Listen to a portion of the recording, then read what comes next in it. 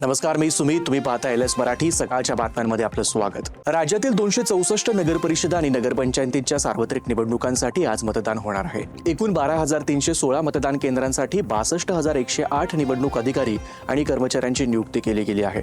मतदान केंद्रावर पोलिसांमार्फत पुरेशा बंदोबस्ताची देखील व्यवस्था करण्यात आली आहे. सकाळी 7:30 वाजता मतदानाला सुरुवात होईल तर सायंकाळी 5:30 पर्यंत मतदानाची वेळ असेल.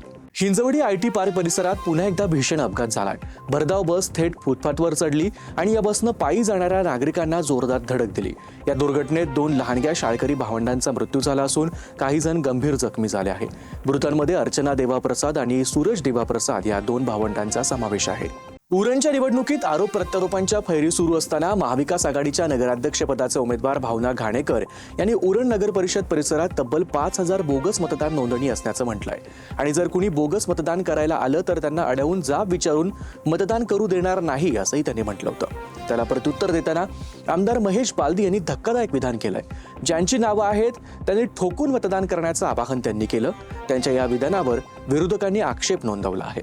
सांगलीमधील उद्योग भवनच्या मागील बाजूस असलेल्या रेल्वे रुळावर एका व्यक्तीने आत्महत्येचा प्रयत्न केल्याची घटना घडली. या घटनेत अंकुश पांडुरंग सवने हे गंभीर जखमी झाले असून त्यांच्या एका पायाला दुखापत झाली आहे. हिंगोली शहरातील शेतकरी भवन परिसरात एका गाडीतून 1 कोटी रुपयांची रक्कम हस्तगत करण्यात आली आहे. निवडणूक निर्णय अधिकारी यांच्या कार्यालयात ही रोकड देण्यात आली आहे. भरारी पथकानं ही कारवाई केली. ही रोकड एका व्यापाऱ्याची असल्याची माहिती मिळते. मात्र निवडणूक आयोगाकडून या संदर्भात चौकशी केली जाते. डॉक्टर बाबासाहेब आंबेडकर यांच्या महापरिनिर्वाण दिनानिमित्त मध्य रेल्वेनं विशेष तयारी केली आहे. 5 आणि 6 तारखेला मध्य रेल्वे विशेष 12 लोकल चालवणार आहे. यापैकी 6 मध्य रेल्वेवर तर 6 हार्बर रेल्वेवर अतिरिक्त लोकल चालवणार असल्याची माहिती मिळते. अनगर नगरपंचायतीसाठी निवडणूक आयोगानं 29 नोव्हेंबर रोजी पाठवलेल्या पत्रानुसार जिल्हा न्यायालयाच्या निर्णयानंतर अर्ज वैध असलेल्या उमेदवारांना 3 दिवसांचा वेळ अर्ज माघारी घेण्यासाठी दिला आहे. आयोगाच्या पत्रात कुठेही नव्यानं अर्ज दाखल करण्याचा उल्लेख केलेला नाही. याचा अर्थ फक्त चिन्ह वाटप आणि अर्ज माघार या प्रक्रियेसाठीच उमेदवारांना संधी असेल असं निवडणूक निर्णय अधिकाऱ्याने सांगितलंय. नगराध्यक्षपदासाठीच्या निवडणुकीच्या पार्श्वभूमीवर कागलमध्ये राजकीय समीकरणात मोठा बदल झालाय.